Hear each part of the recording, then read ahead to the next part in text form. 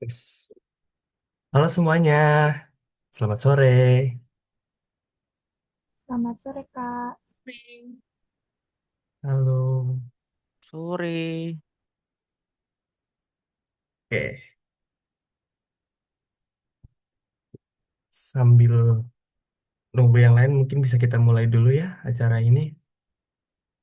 Welcome to Future Career Talk, Legal Career Beyond Courtroom. Sebelum itu, Kak Putri, apakah bisa dimulai slide-nya?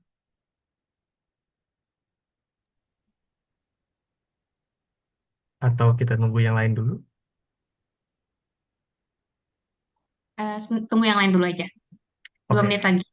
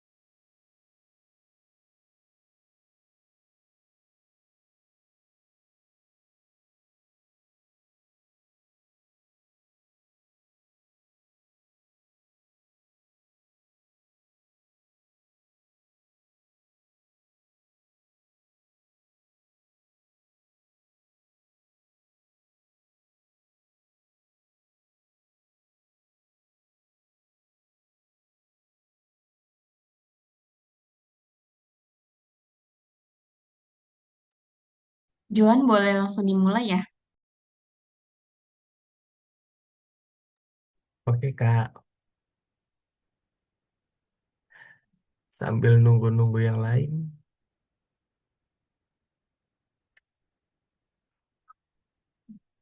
Oke.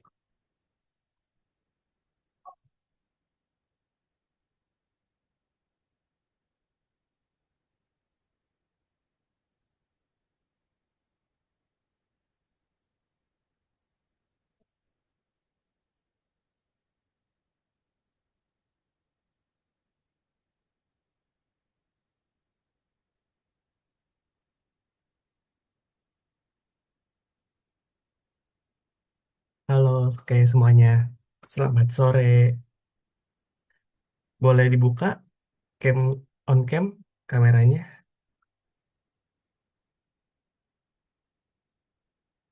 Oke, nggak apa-apa yang lagi boarding.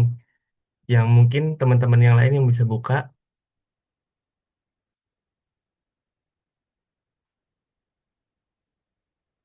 Oke, nggak apa-apa ya. Semangat kerjanya. Baik, aku langsung mulai aja ya. Sambil menemani teman-teman yang berpuasa mungkin ngabuburit.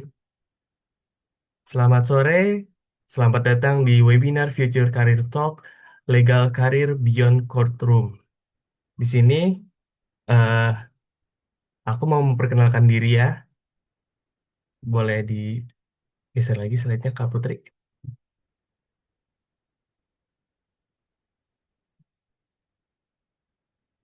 Oke, perkenalkan nama aku Julianto Muhammad Ramadan Santoso, bisa dipanggil Joan. Di sini aku seorang mahasiswa aktif di Sekolah Tinggi Hukum Indonesia Jentera dan aku juga ikut salah satu organisasinya itu Badan Perwakilan Mahasiswa atau BPM di STI Jentera sebagai humas dan publikasi.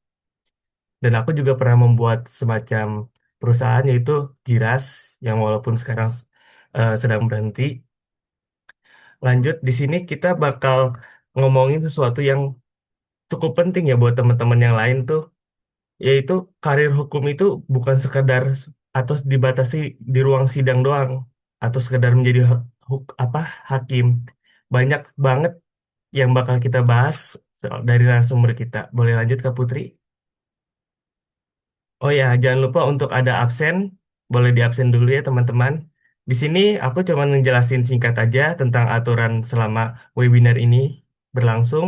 Yang pertama, kamera untuk boleh diaktifkan jika memungkinkan untuk beberapa teman-teman.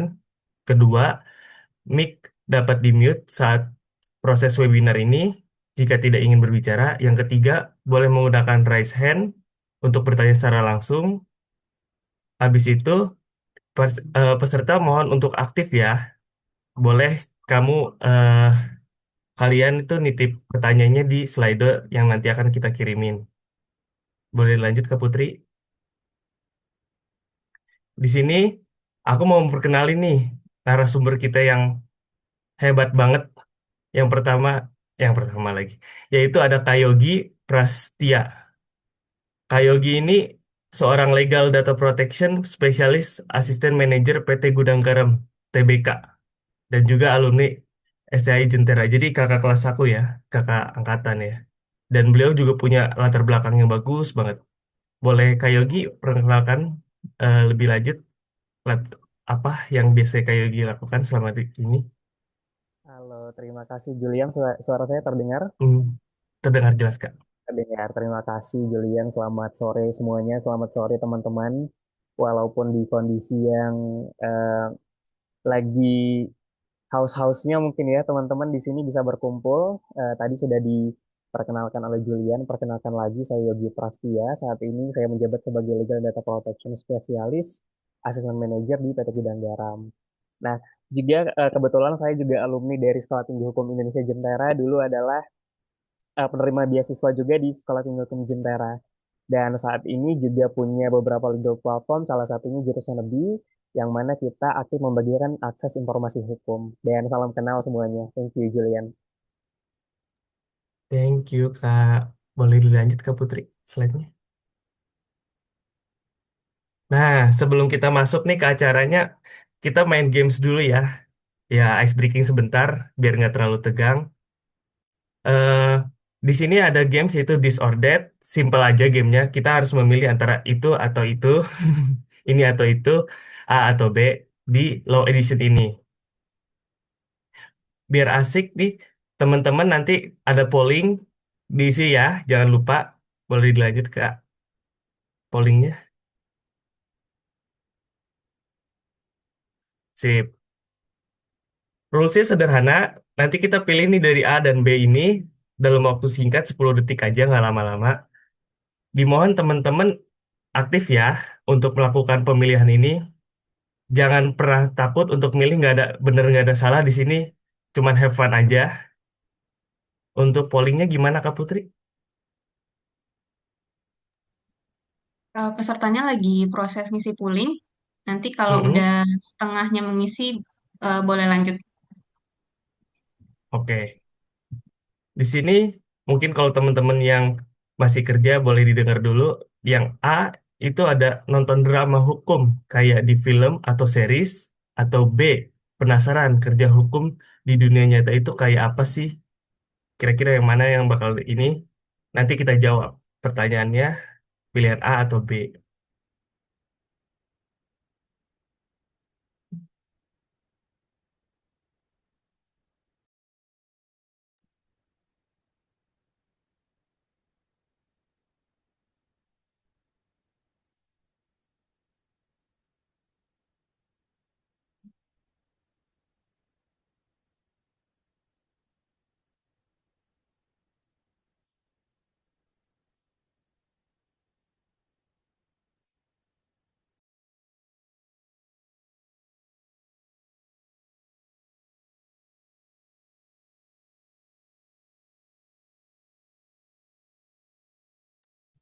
Boleh sambil di-review aja, Joan, hasilnya. Oke ya, coba kita review hasilnya. Gimana hasilnya?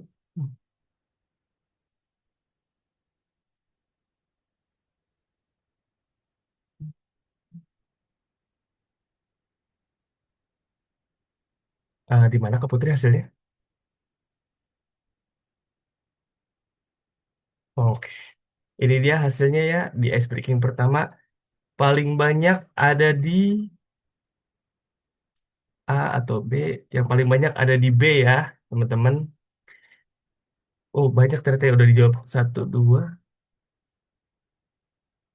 Oke, ada kurang lebih 57% yang jawab penasaran kerja hukum di dunia itu kayak apa sih? Dan beberapa ada yang nanya juga mirip kayak drama drama film ya atau series. Terus di pertanyaan kedua juga banyak pengacara di ruang jadi pengacara di ruang sidang dan jadi legal perusahaan besar. Oke, oke. Ada 71 yang menjawab ya.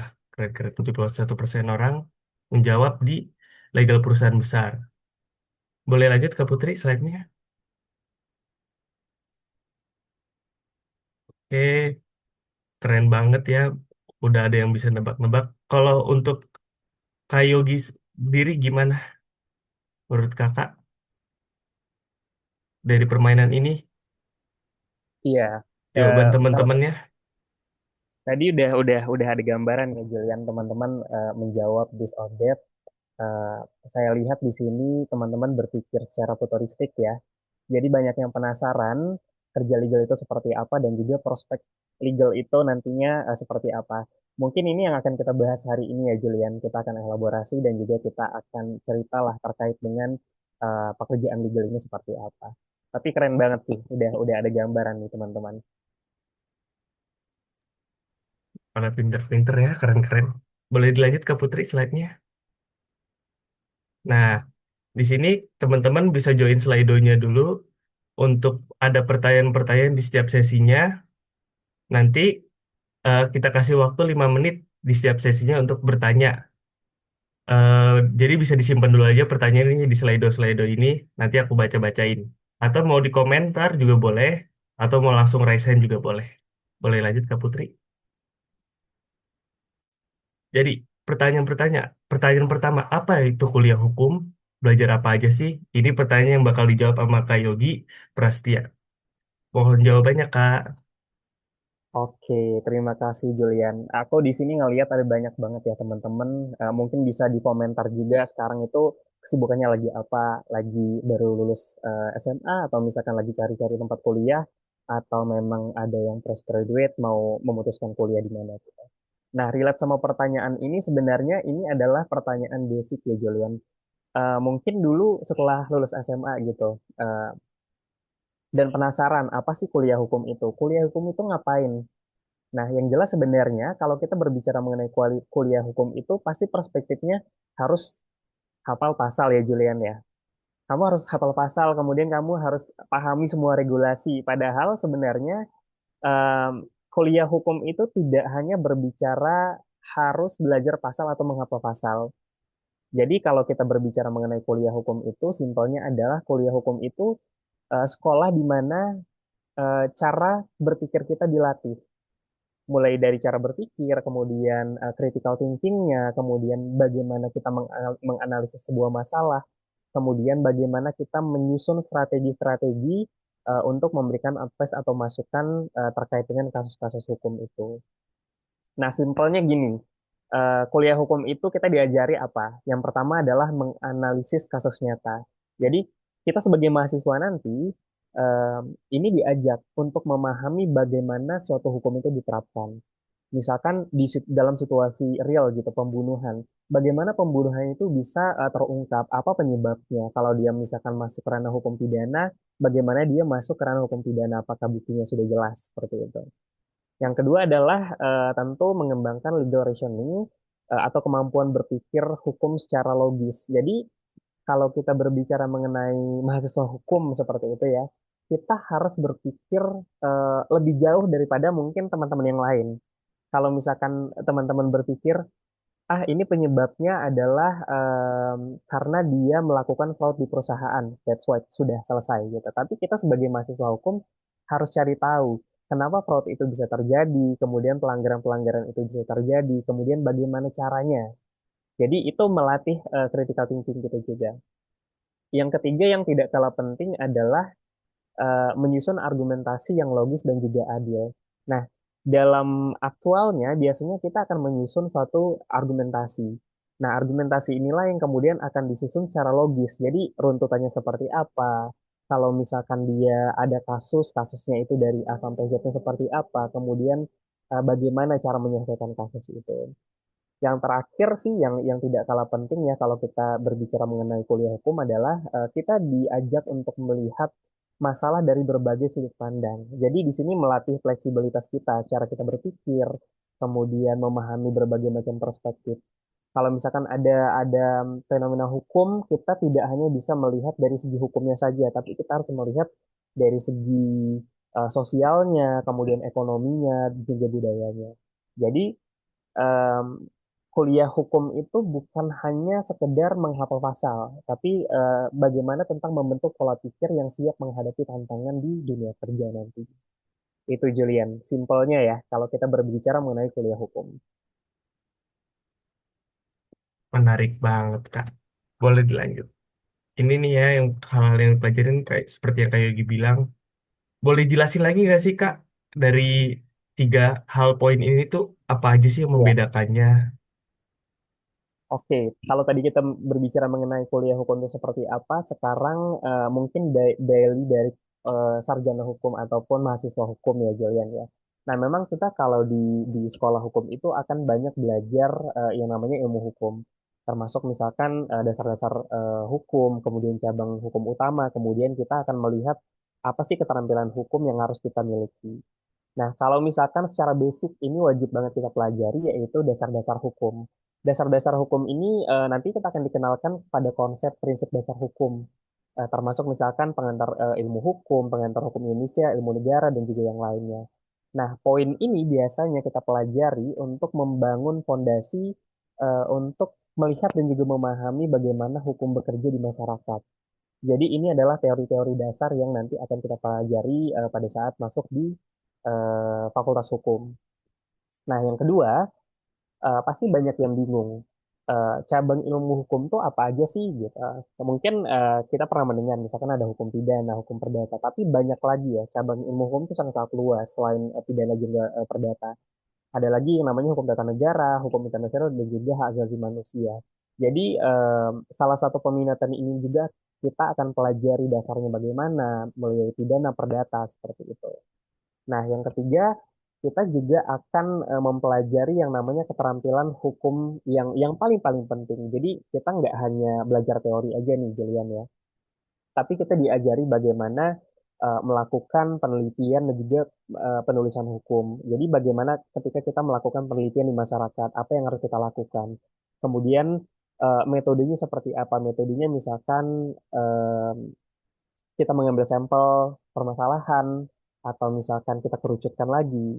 Kemudian kalau misalkan teman-teman di SMA-nya sering ikut lomba nulis gitu, nah nanti di sekolah hukum juga akan diajarin bagaimana melakukan penulisan dari segi hukum secara komprehensif. Kemudian yang tidak kalah penting lagi, kita akan diajari bagaimana cara menyalurkan argumentasi dan juga logika hukum. Seperti yang sudah saya mention di awal tadi ya, bahwasanya ketika kita memiliki suatu pemahaman teoritikal, bagaimana cara kita menuangkannya dalam bentuk argumentasi yang logis. Jadi kita nggak hanya bisa asal bunyi aja nih Julian gitu ya. Tapi kita harus ada dasarnya, kemudian faktanya seperti apa, faktualnya seperti apa, sehingga nanti itu akan dirangkum menjadi argumentasi dan juga logika hukum yang komprehensif. Nah, tapi teman-teman di sini mungkin berpikir apakah hanya sebatas ini saja cabang-cabang ilmu hukum? Enggak. Banyak sekali ya, banyak sekali cabang-cabangnya yang mungkin tidak tercantum di slide ini, tapi mungkin banyak juga yang akan kita elaborasi atau teman-teman elaborasi nantinya. Tapi secara singkat seperti ini, kalau kita berbicara apa yang akan dipelajari di sekolah hukum nanti. Oke, Kak. Aku mau nanya sedikit nih, Kak. Kira-kira dulu waktu kakak masih sekolah di STH Jentera nih, mata kuliah apa sih yang merubah pemikiran kakak sampai bisa sejauh ini nih? Kira-kira apa yang membuat wawasan kakak jadi terbuka banget gitu? Oke, menarik Gilian. Dulu sih kalau saya recall lagi ya ke berapa tahun ya, 4 tahun yang lalu saya lulus dari Jentera. eh, FYI saya dulu mengambil peminatan hukum bisnis, Julian. Jadi mungkin nggak tahu ya sekarang sudah berubah atau tidak gitu ya. Tapi kalau dulu di semester 4 kita mengambil satu peminatan ada pidana perdata juga konstitusi, hukum konstitusi. Tapi saya spesifik mengambil hukum bisnis. Nah, kemudian eh, pada saat proses belajar di hukum bisnis atau perdata tersebut ada yang namanya hukum perusahaan atau company law. Nah, kalau ditanya mata kuliah apa yang bikin saya memiliki pola pikir berbeda, yaitu hukum perusahaan atau company law. Karena apa? Karena saya melihat perspektif atau peluang ke depannya. Jadi, ketika saya belajar hukum perusahaan itu ternyata itu sangat-sangat luas, Julian.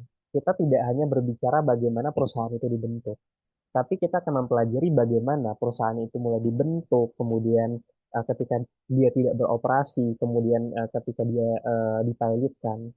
Dan yang tidak kalah penting adalah saya menyadari bahwa perspektif hukum dan juga perspektif bisnis itu adalah dua hal yang tidak bisa dipisahkan. Jadi hukum dan bisnis ternyata itu harus berjalan berdampingan.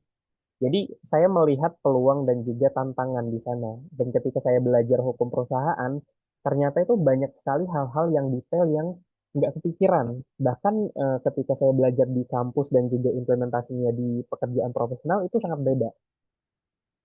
Contohnya misalkan pemahaman yang mungkin mempengaruhi kita secara bekerja hingga saat ini. Misalkan saya sebagai praktisi hukum di lingkungan korporasi. Nah, biasanya dalam praktek sehari-hari kita itu em, kita ada yang namanya misalkan negosiasi kontrak, kemudian drafting kontrak, akuisisi, dan juga yang lainnya. Nah, yang dulu mungkin kita hanya secara teoritikal aja gitu ya. Kayak misalkan dulu dosen saya salah satunya hukum perusahaan juga bilang kalian tuh kalau kalau misalkan ngambil hukum perusahaan atau hukum bisnis harus sudah hafal kitab undang-undang hukum perdata dan juga undang-undang persamaan terbatas. Karena itu bekal anak hukum di korporasi nantinya. Jadi kita udah tahu nih ketika misalkan membuat perjanjian itu kita harus lihat klausul apa saja. Misalkan apakah di dalam klausul itu sudah tercantum 1320 atau syarat-syarat perjanjian. Kemudian ketika misalkan perusahaan itu punya masalah keuangan dan juga ingin mengajukan fasilitas kredit di perusahaan atau di perbankan, apakah itu membutuhkan RUPS atau tidak? Kalau misalkan direksinya berhalangan untuk menandatangani suatu dokumen perusahaan, apakah itu bisa diwakilkan atau tidak? Nah, hal-hal detail itulah yang mungkin akan terbawa nantinya ketika kita sudah bekerja secara profesional. Tapi eh, beruntungnya saya dulu di Jentera adalah kita diajarkan hal-hal seperti itu. Jadi ketika saya memutuskan untuk bekerja sebagai in-house lawyer, in-house counsel, saya recall kembali, oh ini ternyata yang dimaksud oleh dosen saya dulu. Implementasinya seperti ini, walaupun agak sedikit beda gitu. Tapi ini sih yang sampai saat ini mengubah pandangan saya terhadap ataupun membuka wawasan saya terhadap dunia korporasi seperti itu, Julian. Oke, Kak, menarik banget. Ini ada beberapa pertanyaan nih dari Boleh. Kak Triana Aulia. Apa tantangan terbesar ketika mempelajari hukum? Apa tuh tantangan dari kakak waktu belajar hukum? Menarik. Dulu pada saat saya memutuskan untuk kuliah di Jentera, saya anak daerah FYI, Julian. Jadi merantau ke Jakarta gitu, pas graduate dari SMA, belum tahu nih kuliah hukum bakal ngapain. Pasti banyak struggle-nya. Struggle yang pertama adalah ngelihat teman-teman yang mungkin jauh lebih maju dan modern. Saya anak daerah datang ke Jakarta seperti itu. Dan dan berpikir bahwasanya apakah saya bisa untuk mengimbangi teman-teman yang lain yang sudah jauh lebih dulu mungkin mengenal dunia hukum. Yang pertama itu struggle-nya. Yang kedua adalah em, kalau dulu saya berpikir apa yang akan saya pelajari dan karir apa yang akan saya jejaki nantinya ketika nanti saya kuliah hukum. Itu yang selalu dipikirkan mungkin oleh mahasiswa hukum. Nah, tapi seperti yang sudah saya mention di awal tadi, bahwasanya ketika saya mengikuti prosesnya, kemudian coba dulu hukum pidana, pengantar hukum perdata, saya coba-coba dulu, ternyata saya dapat polanya, ternyata lebih suka ke ranah korporasi. Makanya saya ambil pendidikan hukum bisnis atau hukum perusahaan. Jadi struggle-nya sebenarnya cuma di awal-awal saja, Julian. Di awal-awal saya bilang kenapa? Karena kita mungkin nanya gitu, saya cukup mampu nggak ngikutin perkuliahan yang mungkin banyak paper tiap hari, tiap minggu. Mungkin Julian juga mengalami hal itu ya. Nanti ujiannya ada paper lagi, nulis makalah segala macem gitu. Nah, tapi ternyata asik juga kalau misalkan teman-teman punya passion di bidang hukum dan juga penasaran dengan hukum itu seperti apa. Jadi dari tadinya tantangan, struggle, mungkin akan jadi kekuatan di kemudian hari, Julian. Seperti itu. Oke, Kak. Masih ada banyak banget pertanyaan yang lain. Kayak dari Jevon Bretama Mahendra. Apakah Hmm. pembaharuan KUHP dan KUHAP dapat memperkuat perlindungan hukum bagi anak yang terlibat dalam tindakan pidana narkotika? Waduh, pertanyaannya. Bisakah? Gimana Oke, nih, Kak? ya, mungkin secara spesifik saya nggak bisa jawab di forum ini ya, Julian. Hmm. Tapi balik lagi ya, kita harus bedah dulu terkait dengan regulasinya. Tapi kalau misalkan bisa atau enggak, pasti udah diatur. Tapi sebenarnya Hmm. itu mungkin akan lebih lebih komprehensif dijawab oleh teman-teman yang berkecimpung di ranah pidana. Seperti itu, Julian, ya. Sementara kita batasi seperti itu. Betul, sangat sulit yang menjawabnya.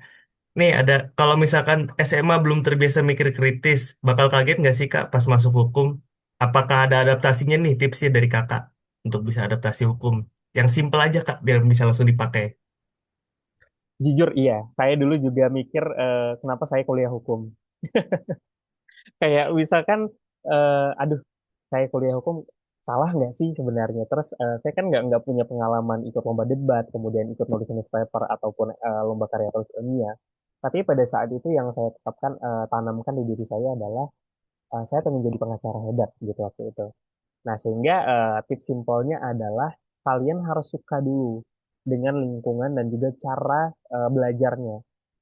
Kalau kalian udah suka, itu akan sisa-sisanya akan ngalir, Julian.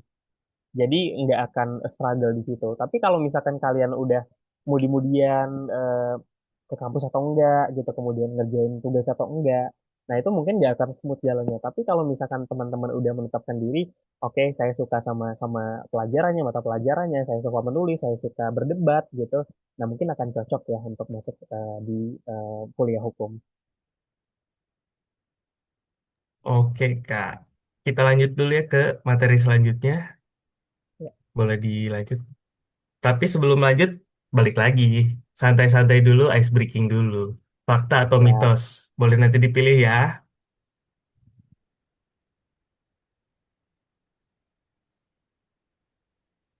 Kita polling.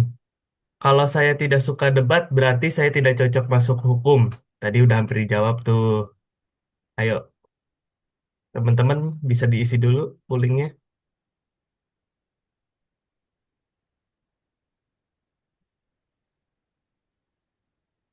Lanjut ke pertanyaan yang kedua, Kak.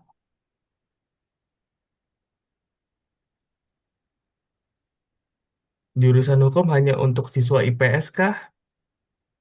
Ayo, kira-kira jurusan hukum khusus IPS atau enggak?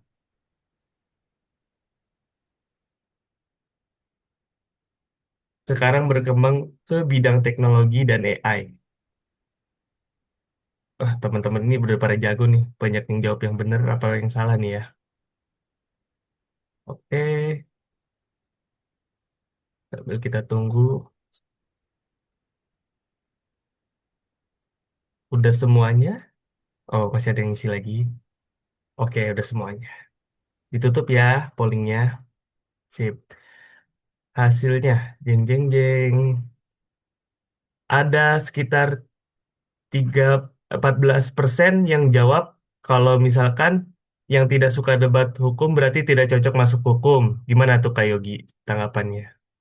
Ada 14%. 86%-nya bilang mitos. Mitos ya. Oke. Sisanya fakta ya. Iya. Sebenarnya nggak ada yang benar, nggak ada yang salah ya, Julian ya. Mau Betul. fakta atau mitos gitu. Tapi pertanyaan adalah kalau saya tidak suka debat berarti saya tidak cocok dong masuk hukum. Enggak juga. Itu mitos. Karena apa? Karena memang ini kita bedah dulu ya. Artinya di sini kita kita menanyakan apakah ketika saya tidak suka debat, saya nggak cocok gitu. Nggak juga. Karena apa? Karena kemampuan berbicara dan juga menyampaikan pendapat itu penting sebenarnya. Tapi menurut saya adalah jauh lebih krusial kalau teman-teman memiliki kemampuan berpikir secara kritis, kemudian mampu menganalisis masalah, dan juga menyusun argumentasi secara logis. Nah, apakah kemampuan debat itu tidak berguna? Enggak juga. Kemampuan berdebat itu adalah poin plus yang mungkin teman-teman akan dapatkan. Nah, mungkin contohnya gini, saat bekerja mungkin sebagai praktisi hukum, dulu saya menyadari bahwasanya keberhasilan dalam menangani kontrak transaksi bisnis, contohnya misalkan atau merger akuisisi itu bergantung pada ketepatan analisis aja. Mungkin pemahaman resiko hukum dan juga bisnis serta kemampuan memberikan solusi dalam praktis. Nah, tanpa saya menyadari bahwasanya apakah kemampuan menang debat dalam artian itu cukup membantu atau tidak gitu. Nah, ternyata di sini ada 50-50, Julian, 50-50. Ada saatnya kita mungkin harus menggunakan skill debat, tapi ada saatnya kita tidak menggunakan skill debat itu. Jadi, kalau misalkan teman-teman nggak bisa debat ataupun bisa debat, itu nggak apa-apa, masuk aja. Karena eh, kemampuan berdebat itu nanti akan ada proporsinya. Jadi nggak semua kita yang masuk hukum itu jago berdebat, enggak. Ada yang introvert juga kali. Saya dulu pas saat kuliah hukum awal-awal juga nggak bisa debat.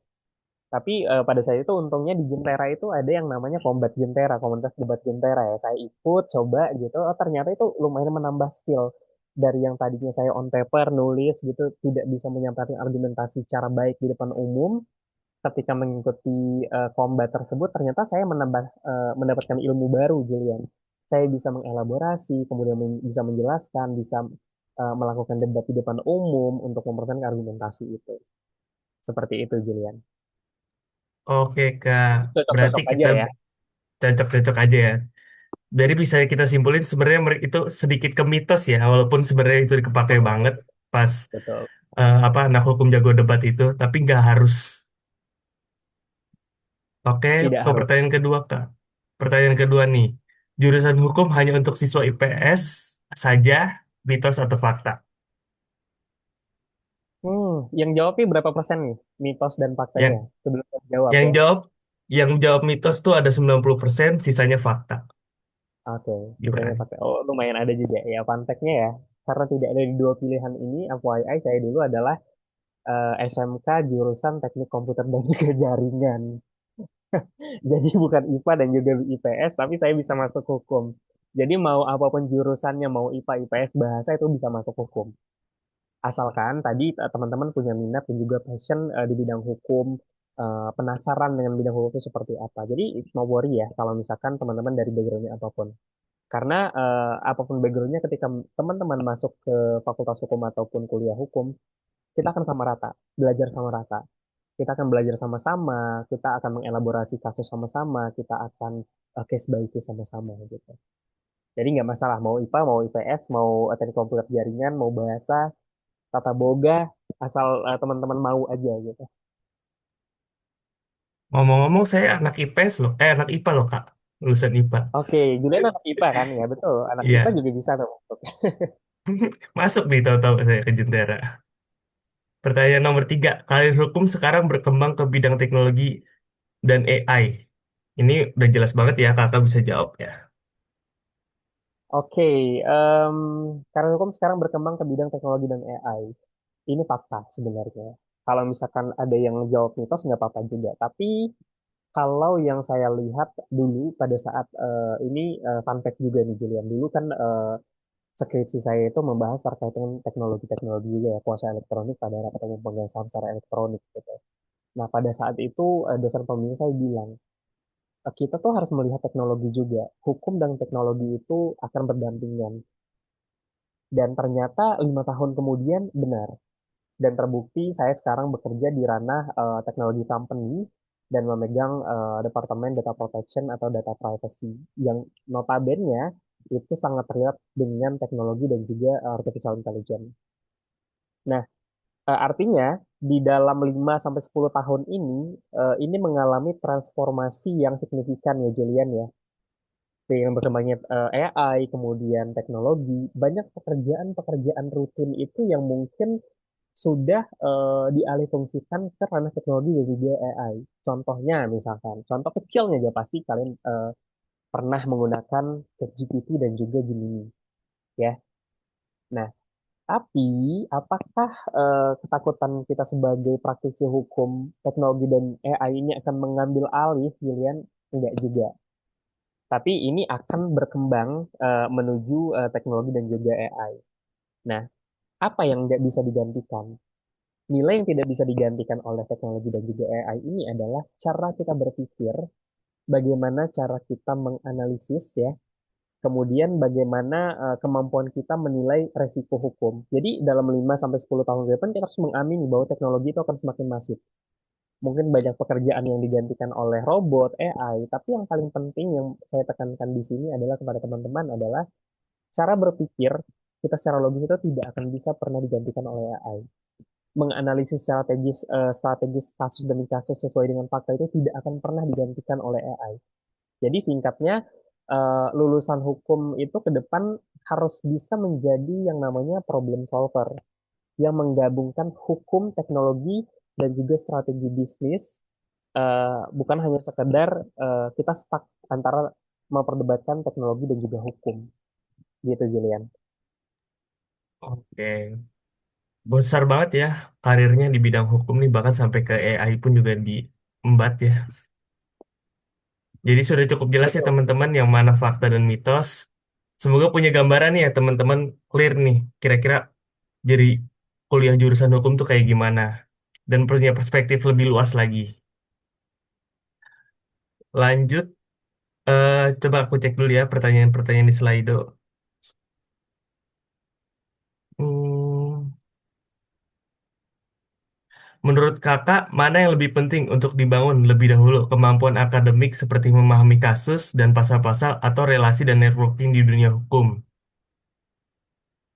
Oke, Ini karena pertanyaan yang sangat cocok. menarik ya. Ini basic banget nih. Kalau kalau saya as a personal ya, saya akan mengembangkan dulu kemampuan analisis hukum. Karena apa? Karena nanti ketika kita sudah punya basic terkait dengan hukum itu, kita akan sangat-sangat mudah untuk mencari relasi profesional, Julian. Jadi jangan dibalik. Kalau saya nggak mau ngebalik, saya akan cari relasi profesional dulu. Tapi ketika ada relasi profesional, saya nggak tahu isu hukumnya apa, kemudian cara berpikir secara hukum itu seperti apa. Nah, better adalah kita memahami dulu konsep dari hukum itu seperti apa, pemahaman dari segi hukum itu seperti apa. Nah, ketika nanti kita dipertemukan ke relasi profesional, kita bisa menjalin diskusi yang hangat. Contohnya misalkan kita ketemu praktisi hukum yang lain, praktisi hukum perusahaan yang lain. Nah, saya bisa cerita dengan case yang saya bawa, kemudian dengan pengalaman dia akan relate. Jadi akan jauh lebih banyak ilmunya gitu, daging lah ilmunya Julian ya, kalau kita ketemu sama-sama di ranah yang profesional. Gitu. Ketimbang nanti kita diskusi, kitanya ngangong-ngangong gitu, apa yang dia ceritain kita nggak ngerti gitu. Beda kan, kita nggak bisa kasih feedback apapun ke dia. Baik nih, kita lanjut ke sesi selanjutnya. Kira-kira skill masa depan apa sih yang wajib dimiliki sama anak-anak hukum? Oke, Wajib nih. kalau kita berbicara mengenai skill nih, kalau teman-teman lihat di slide presentasi ada tiga ya. Yang pertama critical thinking, ethical judgment, dan juga communication skill. Nah, kalau kita berbicara soal dunia hukum, itu kita nggak hanya cukup menghafal pasal atau memahami aturan aja, Julian. Ada yang namanya skill-skill yang tiga skill ini yang sangat-sangat penting kita kuasai. Yang pertama itu adalah critical thinking. Critical thinking ini adalah kemampuan untuk menganalisis sebuah masalah dari berbagai sudut pandang dan menilai risiko secara objektif. Contohnya misalkan ini relate sama pekerjaan saya misalkan. Saat meninjau kontrak bisnis gitu, saya harus bisa melihat potensi risiko hukumnya dan juga implikasi bisnis untuk perusahaan sebelum saya mengeluarkan rekomendasi. Misalkan saya ada perjanjian kerjasama pengadaan kapal gitu, kapal bisnis di luar negeri. Nah, saya harus menganalisis pasal demi pasal, apakah ini sudah aman untuk perusahaan dari segi resiko hukum dan juga dari compliance dan juga dari segi bisnisnya. Jadi penggunaan critical thinking itu akan diasah di sana. Kemudian ada yang namanya ethical judgment. Ini secara simpelnya adalah kemampuan membuat keputusan yang tidak hanya legal tapi juga etis dan juga bertanggung jawab. Jadi biasanya kita dalam dalam profesi profesional itu ya kita nggak hanya membuat suatu keputusan yang sesuai dengan regulasi aja selesai gitu, tapi keputusan itu harus bertanggung jawab dan juga etis. Contohnya misalkan dalam menangani data pribadi pelanggan gitu. Nah, kita sebagai praktisi hukum harus memastikan kebijakan perusahaan ini sudah mematuhi regulasi terkait dengan pelindungan data pribadi atau tidak. Karena kalau kita berbicara mengenai data pribadi adalah ini data-data yang sensitif, yang bergantung pada subjek data. Nah, kita harus melindungi hak hak subjek data itu seperti apa. Kita tidak hanya bisa mengatur di ranah perusahaan saja. Misalkan, ya udah saya nggak peduli subjek datanya atau Julian seperti apa, itu nggak boleh. Tapi saya harus melihat data Julian ini kita proses di perusahaan, apakah itu cukup aman, kemudian sistem penyimpanannya seperti apa, apakah data Julian ini tidak akan bocor. Nah, kita harus memikirkan, sehingga itu etis dan juga bertanggung jawab. Yang terakhir adalah communication skill ya, ya ini kemampuan untuk menyampaikan ide, gagasan, pendapat, argumentasi, dan juga rekomendasi. Kalau misalkan di ranah profesional, misalkan saat presentasi penyampaian pendapat legal diligence atau negosiasi kontrak. Nah, kemampuan komunikasi inilah yang akan sangat mempengaruhi keberhasilan proyek itu atau tidak. Bayangin misalkan, on paper misalkan kita udah bagus banget nih Julian. Dari A sampai Z kita udah komprehensif. Tapi ketika misalkan kita menyampaikan kepada jajaran manajemen atau counterpart, kita A I U aja gitu, pasalnya nggak hafal, kemudian apa yang di highlight di dalam advice itu kita nggak tahu, kemudian rekomendasinya kita juga lupa-lupa gitu. Nah, itu akan sangat bermasalah sekali gitu. Jadi communication skill ini adalah skill penunjang yang mungkin teman-teman akan dapatkan ketika nanti berada di sekolah hukum. Karena setiap sesi biasanya di Jentera itu kalau tidak salah kita ada yang namanya presentasi, mengumpulkan pendapat dan juga argumentasi. Nah, tentu ya, skill ini bukan hanya berguna di ruang sidang ya, tapi juga di perusahaan, baik itu di pemerintahan, NGO, dan di semua ranah lini bisnis ini sangat berguna. Jadi nggak hanya di dalam pengadilan aja, tapi di sektor-sektor pekerjaan hukum juga sangat-sangat dibutuhkan skill komunikasi skill ini. Begitu, Julian. Kalau gitu Kak, kita mau bertanya nih. Kira-kira skill mana sih yang paling banyak digunain di dunia kerja sama Kakak berkecimpung di dunia hukum?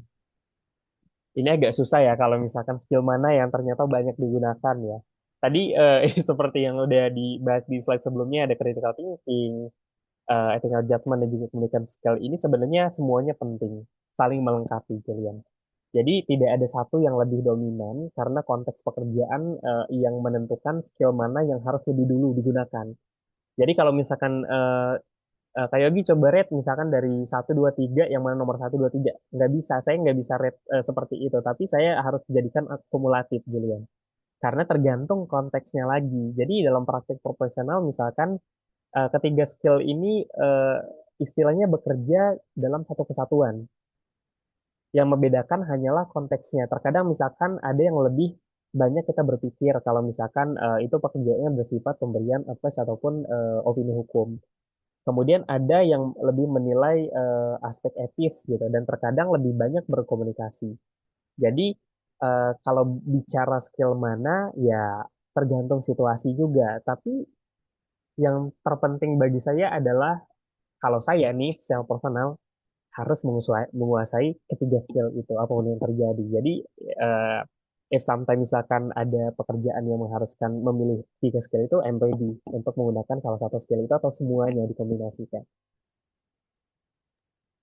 Oke, ini kayaknya masuk sesi tanya jawab lagi ya Kak. Boleh, boleh, Kira-kira silakan. teman-teman ada yang mau bertanya nggak secara langsung? Karena ada beberapa pertanyaan yang mulai masuk di Slido. Mungkin teman-teman yang mau bertanya secara langsung, ada?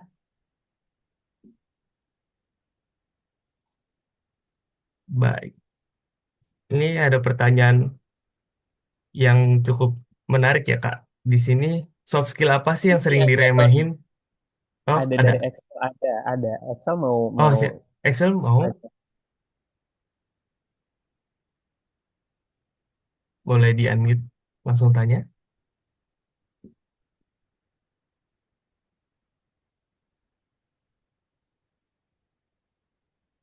atau belum ya? Oke. Nanti Excel kalau misalkan udah ada pertanyaan boleh raise hand juga ya. Oh, udah nih di chat. Kak, Oke. apakah IPK masih relevan untuk masuk ke bidang seperti data protection atau corporate legal atau skill lebih dominan? Yang mana Oke, tuh, Kak? menarik banget Julian. Excel ya, pertanyaannya sangat-sangat merepresentasikan kegelisahan orang-orang sekarang gitu ya. Jujur ya, ini jujur. Dulu saya masuk ke tiga perusahaan itu tanpa nyebutin EPK sama sekali, tanpa mengirimkan detail dari resume dari nilai. Tapi dikemasnya dengan apa? Setuju dengan skill gitu. Jadi mungkin kalau saya berpikir adalah IPK itu kan sebatas nilai dan angka ya. Ya mungkin kita dalam praktiknya, dalam ujiannya mungkin enggak secara komprehensif atau misalkan lagi enggak fit gitu itu bisa mempengaruhi. Tapi yang paling penting adalah bagaimana skill yang kamu punya. Jadi kalau misalkan kamu udah punya skill, kamu udah punya kompetensi, mau IPK kamu di bawah 3,5 atau cuma 3, itu nggak akan berpengaruh. Karena user itu akan melihat potensi dan juga skill dari anak ini. Jadi ketika misalkan saya merekrut misalkan seorang legal officer, saya akan melihat potensi dia untuk mengerjakan itu seperti apa gitu. Jadi nanti akan terlihat sekali skillnya dia di mana, kemampuan dia di mana, termasuk misalkan dia apakah minat di dalam ranah data protection atau corporate legal. Nah, itu akan sangat-sangat terlihat. Makanya di sini dulu ya saya sebelum sebelum lulus, saya sudah memikirkan saya harus mau jadi apa dan juga skill apa yang harus saya pelajari untuk masuk ke ranah corporate legal itu. Makanya yang saya mention di awal tadi, dosen saya pernah bilang, ya, if you want to be a corporate legal, ya KUH Perdata dan juga Undang-Undang PT itu udah harus di luar kepala, tapi tidak dihafalkan, tapi dipahami dan dijadikan itu sebuah skill yang nantinya kita akan pakai di ranah profesional. Seperti itu Excel. Jadi it's no worry ya kalau misalkan kamu punya keinginan dan juga kemampuan itu. Oke, ada lagi nih, Kak, pertanyaannya dari Alexandre Alexandra Alexan. Kepotong ya tuh, maaf namanya. Di antara notaris dan avokat dari segi finansial mana yang lebih menjanjikan di masa kini? Oke, Cepet pertanyaan banget dia nanyanya. menarik. Julian pertanyaan menarik, cuman mungkin ini ada sesi selanjutnya mungkin kita akan berbicara mengenai pilihan profesi ya. Nanti saya akan jawab ya izin ya. Terkait dengan peluang dan juga terkait dengan right salary-nya ya. Nanti kita akan jawab sama-sama di belakang. Oke. Sama terakhir nih sebelum kita lanjut, apakah ada saran magang untuk fresh graduate yang lulusan hukum? Apakah Pradi bersedia menerima magang untuk fresh graduate? Em, ya kita keluarkan dulu konteks pradinya ya. Mahasiswa hukum tuh Hmm, fleksibel mau magang atau internship di mana aja. Tapi yang penting adalah kamu punya skill dan juga kamu punya ketertarikan di dunia apa.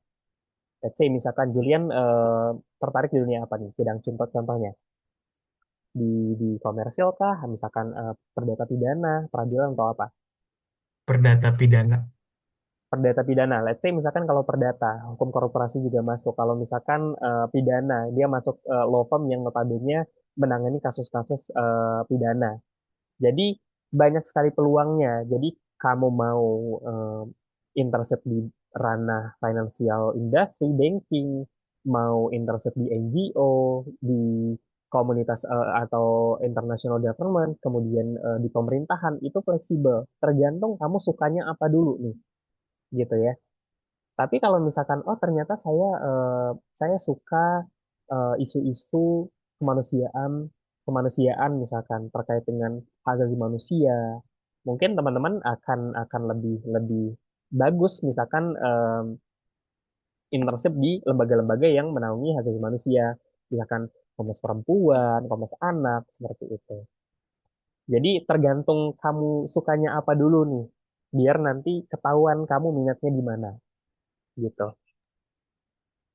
Oke, Kak. Mari kita geser ke materi selanjutnya. Biar bisa menjawab ya. Lebih untung mana nih, Kak? Jadi notaris atau bukan? Apa aja sih karir-karir lulusan hukum pilihannya? Banyak lah. Sebutin, Kak.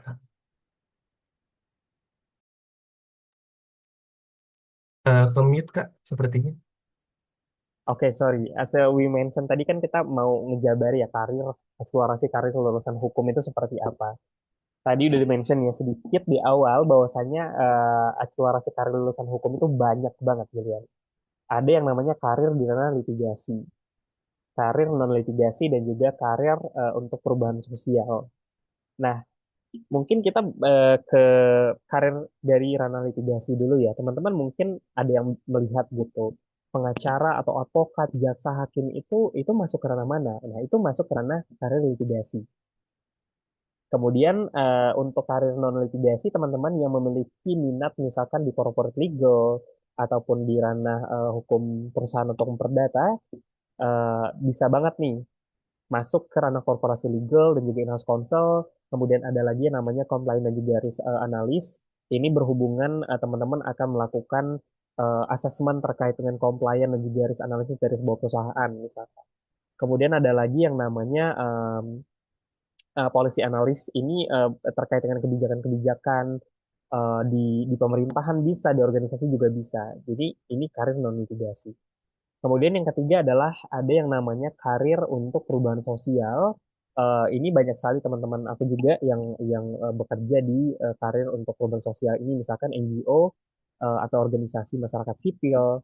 Kemudian contohnya misalkan apa untuk NGO atau organisasi masyarakat sipil ini ada Amnesty Internasional, itu untuk HAM internasional biasanya. Kemudian ada yang namanya Wahana Lingkungan Hidup Indonesia ataupun WALHI yang berkecimpung di ranah hukum lingkungan. Kemudian ada juga Yayasan Lembaga Bantuan Hukum Indonesia yang berkecimpung untuk bantu-bantu hukum dan juga Greenpeace. Kemudian untuk penelitian hukum dan juga kebijakan ini ada banyak nih contoh-contohnya. Misalkan ada Lembaga Ilmu Pengetahuan Indonesia ataupun LIPI. Kemudian ada yang namanya kalau nggak salah itu adalah Center of Strategies and International Studies. Ini untuk policy risetnya. Kemudian ada contohnya lagi Pusat Studi Hukum dan Kebijakan Indonesia atau PSHK. Dan juga ada kalau misalkan pernah dengar itu ada di Habibie Center ini untuk riset kebijakan publik. Nah, kemudian yang untuk advokasi HAM dan juga lingkungan pendidikan ini banyak juga contohnya misalkan ada Kontras, Komisi untuk Orang Hilang dan juga Korban Tindak Kekerasan. Selanjutnya misalkan ada Indonesian Corruption Watch atau ICW yang ini selalu menyuarakan advokasi anti korupsi. Jadi ketiga karir ini adalah karir yang bisa teman-teman pilih kalau misalkan lulus dari sarjana hukum. Jadi tinggal tergantung konteksnya lagi Julian. Oh, saya lebih lebih suka nih pekerjaan yang bersifat misalkan mengungkapkan fakta kematian kriminal gitu ya. Mungkin bisa jadi jaksa, pengacara, juga hakim gitu. Tapi kalau misalkan teman-teman, wah saya suka bekerja di ranah korporasi, bertemu banyak orang, menentukan arah dan kebijakan perusahaan. Nah, mungkin corporate legal atau business counsel. Tapi kalau misalkan ternyata suka banget nih bekerja di lingkungan HAM, kemudian di lingkungan yang berhubungan dengan lingkungan hidup, nah bisa di organisasi masyarakat sipil, penelitian hukum dan juga advokasi HAM gitu. Jadi banyak ya, Julian. Jangan khawatir ketika teman-teman lulus dari Fakultas Hukum itu nggak kebagian kerjaan. Jadi tinggal pilih aja sebenarnya tergantung dengan skill yang teman-teman punya. Nah, Oke, mungkin Kak. sekaligus tadi menjawab pertanyaan ya, Julian. Sorry. Hmm. Ya nggak apa-apa, lanjut dulu jawab pertanyaannya. Ya, Nggak apa. menjawab pertanyaan yang tadi ditanyakan, yang mana yang paling benefit gitu ya. Ini saya nggak akan menjawab yang benefit yang mana ya, cuman mungkin berdasarkan riset ya. Eh, untuk range-range gaji, misalkan sebenarnya kalau kita berbicara mengenai karir itu kan ada levelingnya ya, Julian. Ada yang namanya entry level, junior level, middle level, associate, kemudian ada senior misalkan. Kalau untuk pengacara misalkan advokat itu dimulai dari entry level atau junior gitu. Jadi ada yang namanya trainee. Trainee range harganya biasanya di top tier law firm ya bisa range dari 7 juta sampai 10 juta misalkan. Beda lagi kalau misalkan dia ada di middle level ataupun associate bisa sampai 2 digit gitu misalkan.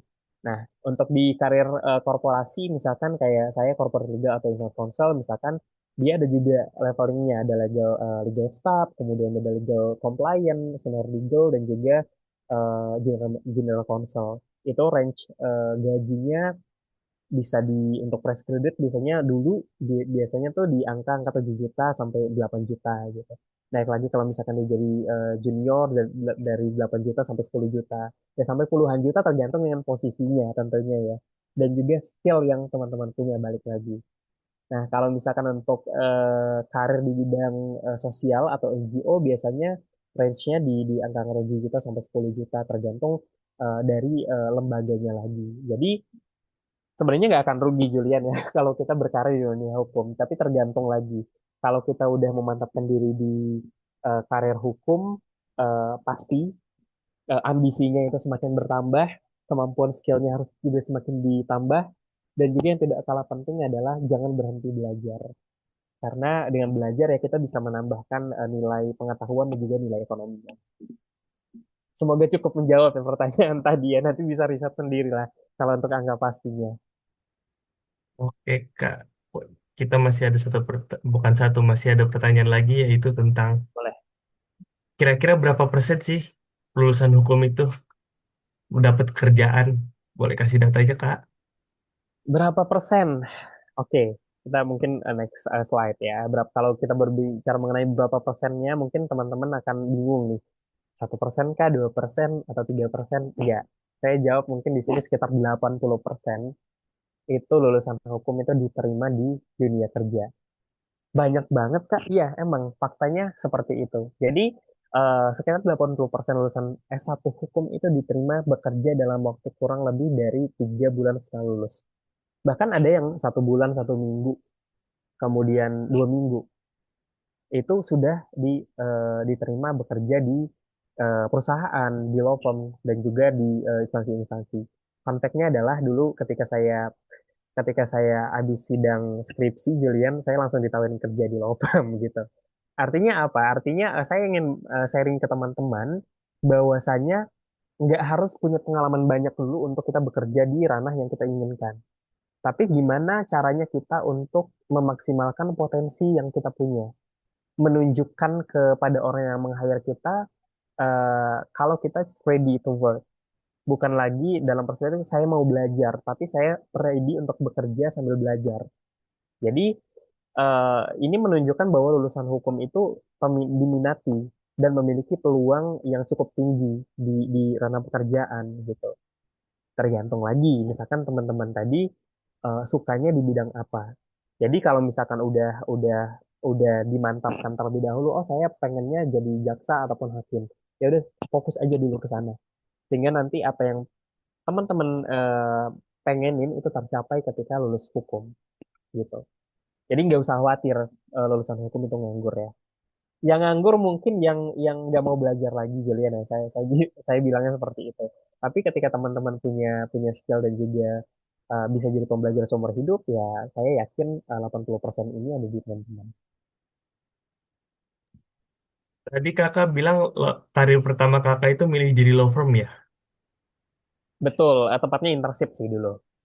Hmm, terus Tapi gimana sih lumayan lah ya. pengalaman itu? Lumayan ya. Gimana sih pengalaman itu ngebentuk kakak karir selanjutnya nih setelah internship? Hmm. Nah, setelah internship itu saya memutuskan karena saya pada saat itu cukup di ranah pembelajaran ya. Saya memutuskan untuk berkarir di karir non litigasi sebagai corporate legal dan juga in-house counsel. Jadi di perusahaan awal saya itu saya sudah berkecimpung di corporate legalnya sebagai in-house counsel. Perusahaan pertama saya dulu bergerak di bidang IT technology. Jadi saya sudah dari awal terpapar dengan yang namanya IT. Jadi kenapa saya dulu memilih berkarir di ranah corporate legal? Alasannya itu saya tertarik dulu ya Julian untuk melihat bagaimana hukum itu diterapkan secara langsung dalam dunia bisnis. Mulai dari penyusunan kontrak, transaksi perusahaan, hingga ada yang namanya kepatuhan regulasi dan juga pelindungan data. Nah, kalau ngomongin levelnya ini pasti saya mulai dari bawah posisi entry level dulu gitu. Jadi entry level jadi staff dulu, jadi legal officer, tapi saya enjoy menjalani pekerjaan itu karena saya suka tadi. Di awal saya udah suka, kemudian itu berkembang. mengembangkan skill dari banyaknya proyek-proyek yang di-assign ke saya, kemudian dari banyaknya jam terbang yang saya gunakan, skill bertambah, kemudian kemampuan bertambah, sehingga pengalaman-pengalaman yang tadinya cuma misalkan review agreement aja, baik kata be kata gitu. Nah, itu menjadi sebuah pengalaman yang sangat berharga yang membentuk karir saya pada saat ini sebagai assistant manager, as a corporate people dan juga data protection. Dan ini sangat work banget untuk teman-teman belajar bahwasannya mau di level apapun teman-teman itu berkarirnya nanti itu jadikan sebuah pengalaman yang membawa teman-teman untuk bisa mengambil dan juga menyerap ilmu secara maksimal, yaitu sekecil apapun. Jadi di setiap profesi, di setiap leveling pekerjaan itu pasti akan ada challenge kan Julian ya. Nah di challenge-challenge itulah teman-teman akan belajar bagaimana membentuk karakter kita, bagaimana pengalaman-pengalaman itu nanti akan membawa kita ke karir yang akan depan. Ya we never know ya teman-teman di sini mungkin sekarang gitu belum belum kebayang gitu. Tapi ketika nanti teman-teman memutuskan untuk menjadi sarjana hukum, ya kita nggak pernah tahu. Mungkin 10 tahun ke depan ada yang udah jadi top lawyer, kemudian ada yang jadi mungkin general counsel yang hebat di perusahaan atau multinational company, you never know ya Julian. Tapi yang perlu saya tekankan di sini adalah enjoy with the process dan juga suka dengan pekerjaan dan juga profesi yang teman-teman yang untuk menjalani. Oke, ada yang nanya nih Kak, tantangan terbesar saat kuliah hukum selain di awal, apakah ada hal lain? Sama tentang kenotarisan, apakah termasuk corporate legal? Ya, kalau tantangannya tadi saya sebutkan di awal ya, tantangan tuh banyak banget ya kalau ngomongin. Ini bukan nakut-nakutin teman-teman ya, tapi eh, pasti akan banyak tantangan ya. Mulai dari gimana caranya nulis paper, contoh kecilnya aja. Terus gimana caranya nanti melakukan wawancara kepada narasumber, gitu ya Jilian. Karena kita biasanya ada yang namanya penelitian hukum, gitu. Jadi itu jadi overthinking gimana caranya saya bisa nggak yang ngomong di depan umum, saya bisa nggak berdebat gitu. Tapi balik lagi ketika itu dieksekusi, ya udahlah, itu tantangan cuma tantangan tapi harus dijawab tantangannya. Jadi nggak masalah mau banyak pun tantangan, ya itu proses yang harus kita jalani. Jadi mau nggak mau ya mau mau dimanapun kuliahnya, mau jurusan apapun kuliahnya pasti ada tantangan. Tergantung gimana caranya kita untuk manage hal itu. Yang kedua terkait dengan notaris. Notaris itu masuk ke dalam rumpun as a corporate juga. Tapi dia kalau untuk jadi seorang notaris, teman-teman harus ya ada yang ngambil S2 terkait dengan kenotariatan. Jadi kalau misalkan S1-nya hukum, S2-nya wajib kenotariatan. Dan untuk menjadi profesi notaris itu kan harus ada pengangkatan notaris dan itu ada proses yang namanya magang juga menjadi calon notaris. Jadi stepnya agak lumayan panjang. Tapi nggak apa-apa. Itu pertanyaan yang menarik juga dan juga nanti bisa dielaborasi untuk selanjutnya. Gitu. Ada lagi, Ini masih banyak nih banyak pertanyaannya. ya Kita pertanyaannya lihat, ya. kita lihat dari atas. Anak hukum harus update berita tiap hari nggak sih? Sepenting itu kah ngikutin isu? Menarik. Menarik pertanyaannya. Dulu kita tuh nggak pernah skip yang namanya baca koran. Kalau di Perpus dan Lab dulu ada yang namanya koran Tempo, tiap hari datang, ada majalah gitu, kita rebutan untuk baca berita. Kenapa kita harus baca berita? Karena supaya kita tidak ketinggalan isu, Julian ya. Karena gini, kalau anak hukum itu udah ngumpul, itu bukan lagi pacar kamu gimana, Julian, atau keluarga kamu gimana. Tapi enggak, Julian, kamu kamu dengar nggak isu perang kemarin yang Amerika itu gimana ya terhadap terhadap dampaknya terhadap ekonomi. Jadi hal-hal itu yang udah kita obrolin. Jadi bayangin kalau misalkan teman-teman nggak baca berita atau ngikutin isu, apaan tuh perang Amerika apaan nggak tahu pengaruhnya gitu, sayang banget gitu. Itu poin plusnya untuk mahasiswa hukum bisa berpikir lebih maju daripada teman-teman yang lain. Jadi apakah wajib, ya tergantung juga sebenarnya, wajib nggak wajib sih tapi ya harus gitu. Oke, ada lagi pertanyaan selanjutnya dari, oke, Anonymous. Kalau setelah lulus ternyata ngerasa salah jurusan, gelar hukum masih fleksibel nggak ya buat pindah bidang? Menarik banget, Mas. Udah mau pindah bidang. Oke. Kalau setelah lulus ternyata ngerasa salah jurusan ya mungkin banyak terjadi ya. Cuman gini, saya ingin sampaikan bahwasannya sebenarnya salah jurusan tuh nggak ada Julian. Ya masa ya kita namanya kuliah 4 tahun hukum gitu merasa salah jurusan nggak mungkin juga pasti adalah gitu ego-egonya gitu kan. Tapi kalau misalkan mau switch the karir bisa aja. Tapi kalau menurut saya, in my personal opinion, saya akan sangat rugi Julian. Saya udah investasi waktu, uang, tenaga, pikiran untuk kuliah 4 tahun di hukum, tapi tiba-tiba saya switch karir eh, di dunia baru yang mungkin saya nggak tahu resikonya seperti apa. Kecuali misalkan itu masih ada irisannya. Kalau masih ada irisannya, why not gitu, gitu kan.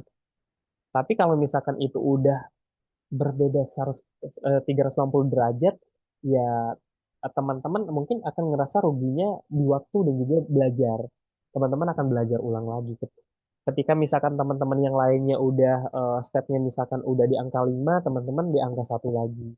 Jadi menurut saya sih harus dipikirkan baik-baik ya kalau misalkan teman-teman enjoy atau enggaknya. Tapi kalau misalkan itu masih berhubungan, masih ada irisan, why not go ahead? Terus ada yang ngechat nih Kak. Mohon izin, saya Faris ingin bertanya bagaimana cara mahasiswa hukum mulai membangun jaringan atau relasi yang dapat membantu perkembangan karir di masa depan. Em, ya menarik juga ya. Kalau dulu sih saya banyak ikut kegiatan Julian ya, ikut kontes nasional, ikut lomba tuh. Itu sangat berpengaruh banget. Lomba, ingat banget dulu saya ikut lomba karya tulis ilmiah di Universitas Indonesia gitu. Nah, di situ saya membangun relasi. Kemudian ikut lagi lomba-lomba debat, kenalan-kenalan sama orang. Kemudian nanti mungkin 2 tahun kemudian kita ketemu lagi. Dan itu banyak mengubah perspektif kita. Jadi relasi itu kalau mahasiswa hukum itu dibangun karena kita terlibat aktif dalam organisasi, dalam kegiatan-kegiatan. Jadi kalau misalkan teman-teman udah kuliah hukum, teman-teman jangan malas untuk datang-datang ke event-event yang sifatnya akan menambah skill teman-teman. Karena di situ nanti teman-teman akan mendapatkan relasi-relasi yang mungkin nggak akan pernah juga. Let's say misalkan setelah lulus tiba-tiba ketemu lagi orang itu dan dikasih kerjaan gitu kan. Nah, kita nggak pernah tahu gitu. Jadi manfaatkan koneksi yang sudah dikasih ataupun privilege yang sudah dikasih kampus. Ikut BEM ataupun ikut apapun itu, it's okay. Sambil, oh dari yang ngechat duluan apa di chat, izin bertanya Kak, kalau menurut Kakak apakah mahasiswa hukum sebaiknya fokus dulu pada akademik atau juga aktif di organisasi sejak awal kuliah? Dan kalau memang aktif di organisasi, metode belajar seperti apa yang paling efektif menurut Kakak untuk memahami banyak pasal, kasus, dan materi hukum? Kalau saya jawab dua-duanya nggak terlalu ambis ya, Julian nih. Kalau mau saya jawab dua-duanya, dua-duanya harus dilakuin. Karena saya dulu nggak hanya fokus buat belajar di kampus, tapi saya di semester pertama udah ikut komunitas debat, ikut komunitas penulisan LKTI, ikut moot court juga, ikut pencipta alam, semuanya saya ikutin. Gitu. Kenapa? Bagaimana cara mengatur waktunya? Ini punya strategi masing-masing atau punya kelebihan masing-masing. Let's say misalkan saya ingin meningkatkan kemampuan berbicara. Oke, I'm join the debate community. Aku ikut riset di situ, aku ikut teman-teman debat, ngeliatin mereka seperti apa. Itu akan nambah skillnya. Jadi itu akan berguna pada saat perkuliahan. Contoh yang kedua adalah saya ikut komunitas karya tulis ilmiah. Nah, saya mungkin lebih maju dari teman-teman yang ada di kelas gitu karena saya punya pembimbing, punya dosen yang ngajarin untuk lomba itu. Ketika misalkan nanti dapat tugas di kelas, saya udah bisa. Oh, kayak gini doang sih. Kemarin gue juga ngelakuin hal itu gitu. Jadi hal-hal itu akan sangat berguna. Jadi kalau bisa dua-duanya, kenapa nggak dua-duanya gitu? Kenapa harus dipilih salah satu? Jadi udah dikasih ya cheat code-nya ya. Kerjain dua-duanya biar bisa unggul di kelas nanti. Udah dikasih tahu nih cheat code-nya ya. Karena waktunya kita mepet banget ya Kak, kita lanjut ya. Pertanyaan-pertanyaan selanjutnya mungkin bisa ntar ditanyain kemana, bisa ntar kita coba cari tahu. Jadi kita coba adain kuis dulu. Kuis terakhir yaitu ada 5 pertanyaan. Gimana cara mainnya itu cuma jawab 5 pertanyaan. Ada opsi A, B, C, D. Di sini nggak ada opsi jawaban benar atau salah. Dan poin-poinnya itu bukan dipakai untuk menilai siapa sih yang paling benar. Di sini hanya melihat kira-kira lebih cocok kemana nih. Cocok-cocokan aja ya, bukan pastinya. Dicatat setiap poin jawabannya. Nanti kita totalin skornya di akhir. Terus kita lihat mana sih yang profil paling cocok dengan teman-teman sekalian. Boleh kita lihat pertanyaan pertama, Kak. Di sini, kalau ada masalah hukum di era digital, kamu lebih tertarik untuk A, B, C, atau D? Membuat solusi berbasis teknologi legal tech. Kayak Yogi banget nih. B. Merancang kebijakan agar aturan jelas. C. Memastikan masyarakat terlindung dan adil. D. Menganalisis kasus secara mendalam. Sudah semua teman-teman? Jangan lupa ya dicatat ya poinnya ya. Oke. Bisa lanjut, Kak Putri. Pertanyaan nomor 2. Aktivitas yang paling kamu nikmati. Kira-kira nih ya. A, B, C, atau D?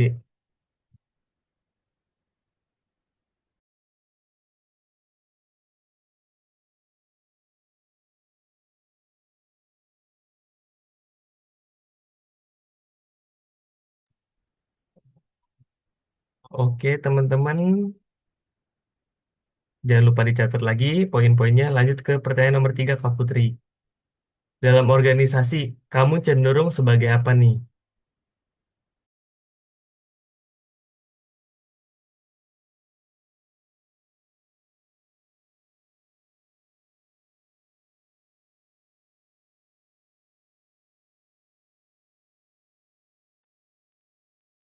Oke, waktunya habis. Lanjut lagi, Kak Putri.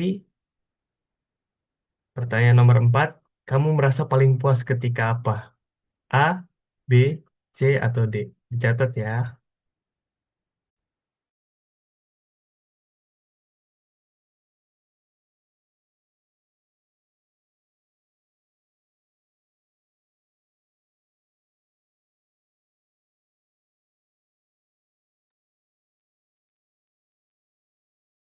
Oke, lanjut ke pertanyaan nomor 5, Kak Putri. Kamu melihat hukum sebagai A, B, C, atau D? Ingat ya, poinnya beda-beda ya jawabannya ya.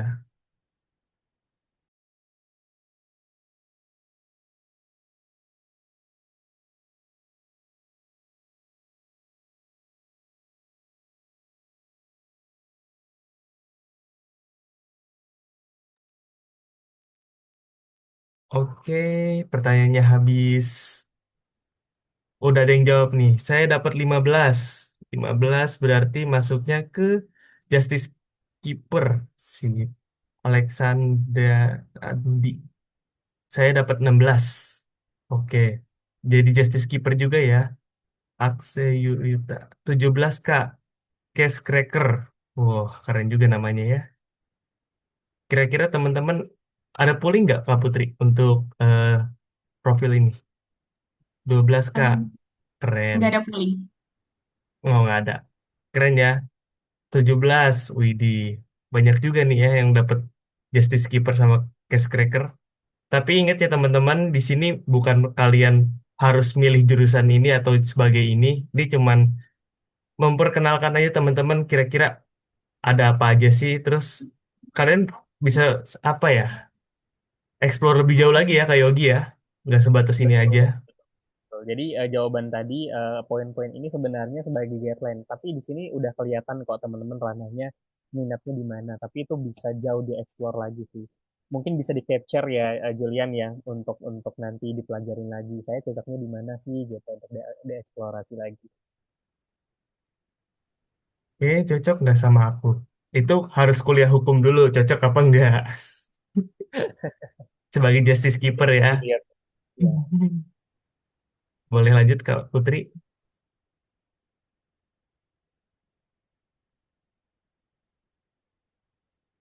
Nih di sini ada tokoh-tokoh inspiratif di dunia.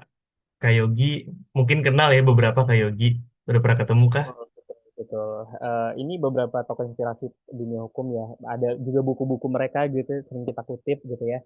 Jadi anak hukum tuh pasti tahu ya mereka ada Benjamin, ada eh, Bu Akmal dan juga Pak Mahfud MD gitu. Ini orang-orang yang biasa mengisi layar dunia hukum lah. Kayak misalkan kayak Akmal Kloni ini adalah dia aktivis juga hukum HAM internasional. Kemudian Prof. Mahmud ini dia berkecimpung di hukum tata negara dan juga kebijakan publik. Jadi nanti teman-teman akan banyak melihat teori dari mereka-mereka inilah. Oke, masih ada tiga lagi, Putri. Ini yang dari luar negeri, cukup terkenal ya, Kak. Betul. Jadi Orang-orang. kalau dulu sih kalau debat sih sering juga mengutip pernyataan-pernyataan dari beliau ya kayak misalkan kayak Ruth Bader Gisbang ini adalah hukum konstitusi dan juga kesetaraan gender. Jadi kalau misalkan teman-teman belajar kesetaraan gender, pasti akan merujuknya ke jurnal-jurnal dan juga buku yang diterbitkan oleh beliau. Kalau misalkan dia reformasi peradilan pidana dan juga HAM, pasti misal Brian gitu. Atau untuk corporate dan juga teknologi, biasanya saya akan mengutip berbagai macam artikel yang diterbitkan oleh Mr. David. Jadi ini mereka-mereka ini juga yang berkecimpung di dunia hukum dan jadi tokoh yang cukup inspiratif lah bagi kami.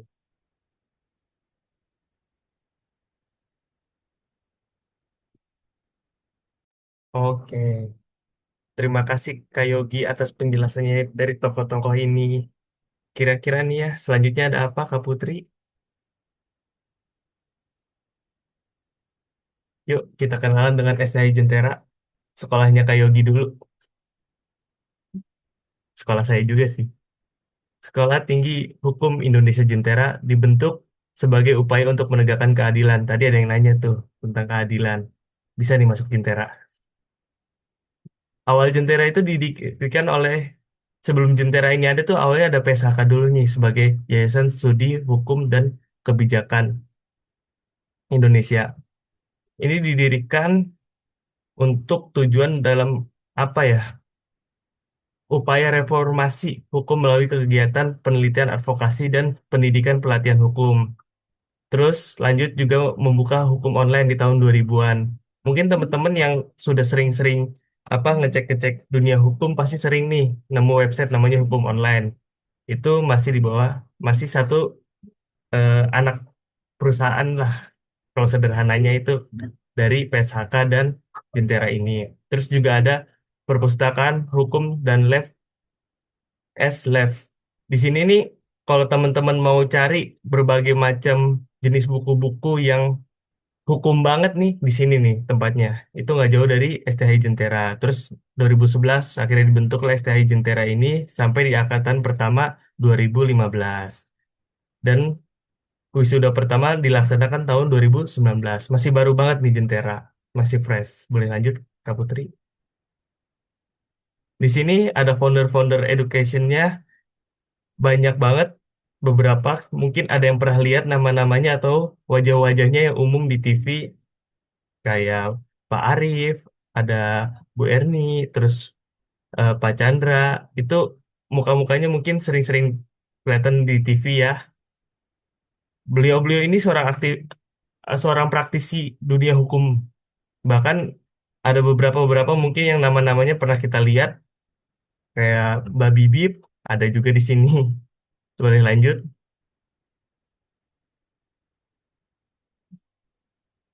Kenapa sih harus kuliah di Jentera?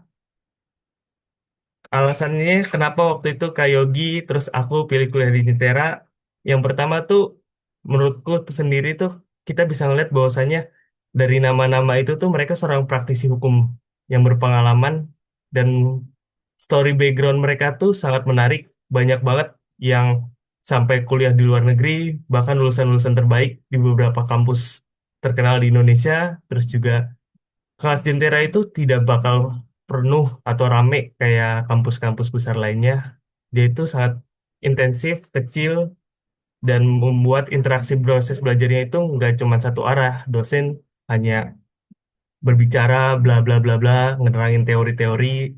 Di sini kita diajarin juga blend learning, di mana kita bisa belajar secara online maupun offline. Terus juga ada program beasiswa, ada kesempatan yang tadi Kak Yogi bilang masuk apa namanya law firm atau firma hukum sebutannya, terus juga menerapkan integrasi antara akademis dan praktis. Jadi kita ada magang dan lain-lainnya. Jadi teman-teman yang tadi nanya magang gimana nih Kak? Kita ada nyediain jalur untuk magang. dan banyak mitra-mitranya. Boleh lanjut, Kak?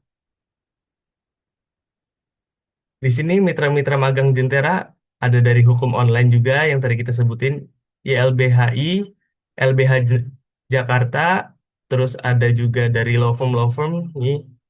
Kak Yogi waktu itu magang di mana, Kak? Kebetulan dulu saya magang di hukum online. Hukum online. Terus ada juga dari ini nih, apa namanya AHP, law firm besar lainnya ya. Jadi bolehlah coba intip-intip dulu website-website Jentera. Boleh lanjut, Kak Putri.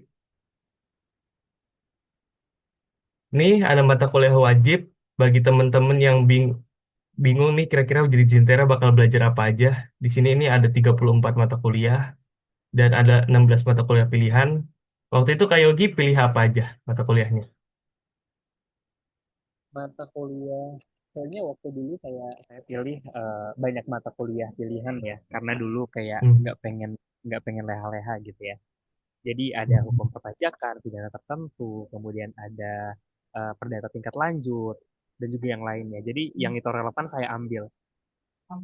Karena kalau di Jentera itu kan sistemnya paket, kemudian masih ada slot waktu, saya ambil SKS yang sisa itu saya maksimalin. Oh, oke, oke. Informasi bagus ya buat saya nanti. Boleh lanjut Kak Putri? Nah, di sini ada biaya kuliahnya, kelas reguler dan kelas profesional. Di sini teman-teman formulir apa daftarnya gratis ya, daftar buat akunnya gratis. Kalau melakukan pendaftaran ada biayanya, tapi buat akun dulu gratis karena teman-teman yang nanti mau apa namanya, teman-teman yang nanti mau misalkan lanjut untuk mengenal Jentera boleh buat akunnya dulu dan juga ada pengumuman teman-teman pemenang e-wallet nanti bakal dihubungi oleh pihak terkait dari pihak kami dan syaratnya itu pertama teman-teman harus sudah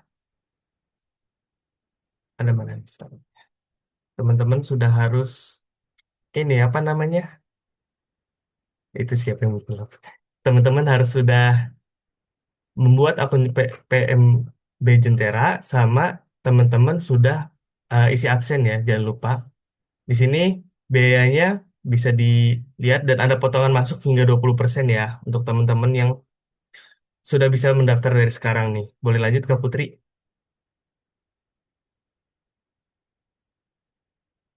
Daftar dulu di sini dan ini informasi aja nih tambahan karena nggak dikasih tahu di slide.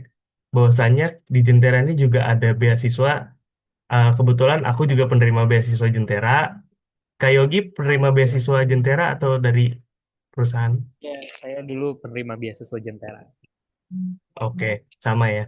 Jadi di situ ada penerimaan beasiswa Jentera, ada DDTC yang minat banget ke dunia pajak. Terus kalau teman-teman yang misalkan bukan fresh graduate atau yang udah kerja, gimana bisa dapat beasiswa? Bisa ada sekitaran dapat potongan berapa persen, saya lupa waktu itu di angkatan saya.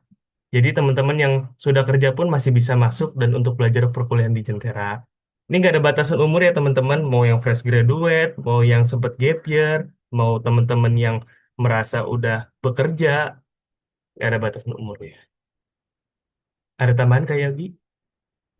Betul, jadi sedikit flashback ya dulu kenapa milih Jentera itu karena saya melihat Jentera itu kampusnya beda, Julian.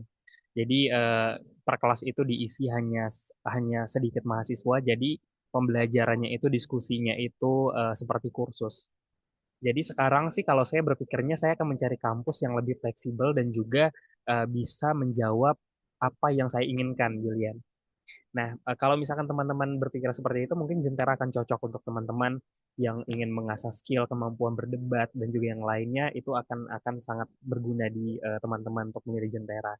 Karena ya tadi, seperti yang sudah Julianto sampaikan, praktisinya juga, pengajarnya juga pengajar profesional juga, ada dari praktisi dan juga akademisi, kemudian firma-firma law firm yang bekerja sama kita juga firma terkenal gitu dan itu merupakan exposure yang besar ya untuk kita sebagai mahasiswa dulu untuk dapat menjaring relasi profesional. Jadi ditambah tadi mungkin ada program beasiswa. Tapi secara nominal juga teman-teman yang sudah profesional mungkin ini pilihan baik untuk bisa berkuliah mungkin sambil kerja karena ada pilihan kelasnya ya kalau sekarang Julian. Jadi mungkin kalau yang masih penasaran boleh nanti tanya-tanya dulu tentang Jetera seperti apa. Kalau misalkan mau tanya lebih lanjut boleh juga nanti follow Instagram saya juga. Saya kasih juga testimoni yang real tentang Jentera tuh kayak gimana ke Julian tuh juga bisa gitu. Gitu Julian dari aku. Terima kasih. Oke, spill dikit sih dari aku. Aku punya beberapa temen hukum yang di luar apa namanya, di luar Jentera, dan ternyata cara belajarnya beda. Jadi kalau teman-teman yang merasa butuh pembelajaran yang berbeda, nih boleh nih masuk Jentera. Boleh dilanjut ke Putri slide-nya. Nah, di sini ya, tolong teman-teman diisi feedbacknya sebagai tanda apa namanya kehadirannya sampai akhir, dan juga apalagi yang belum di sini. Ya, feedback doang terakhir, teman-teman bisa dicek di chatnya juga untuk diklik langsung. Sebelum kita mengakhiri ini, sambil pada ngisi feedback, boleh di open cam-nya dulu, teman-teman, biar kita bisa foto bersama terlebih dahulu, sambil menunggu teman-teman yang ini.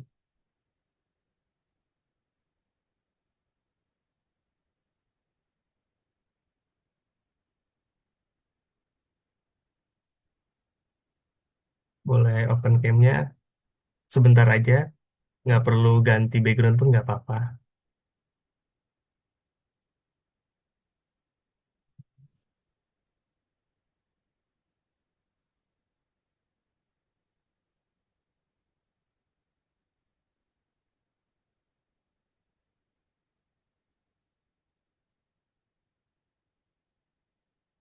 Suaraku kedengeran kan, Kak?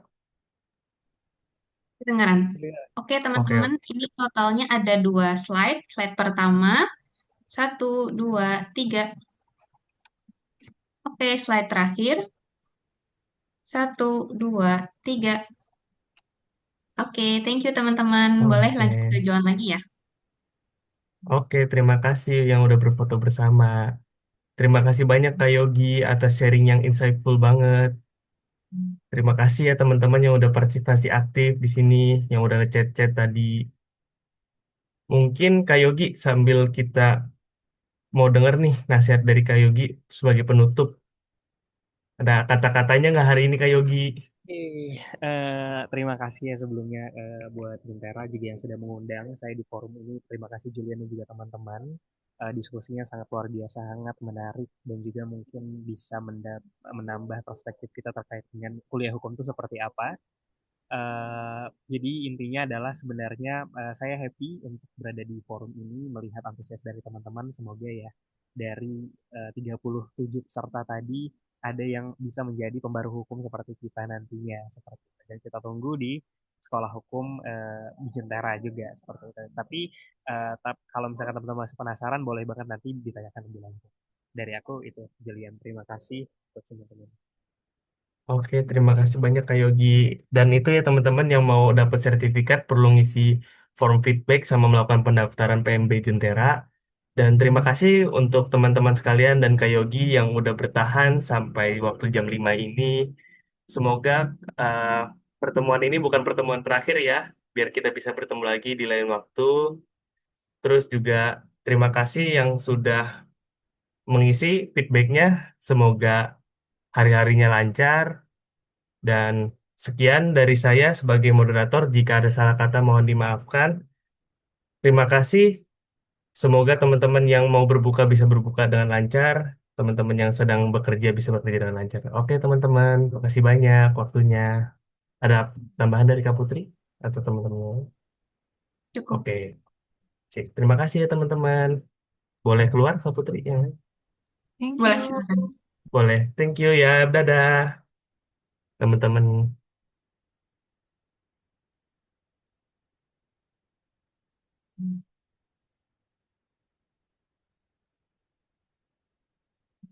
Thank you Put, thank you Joan. Thank you Kak Sania. Thank you.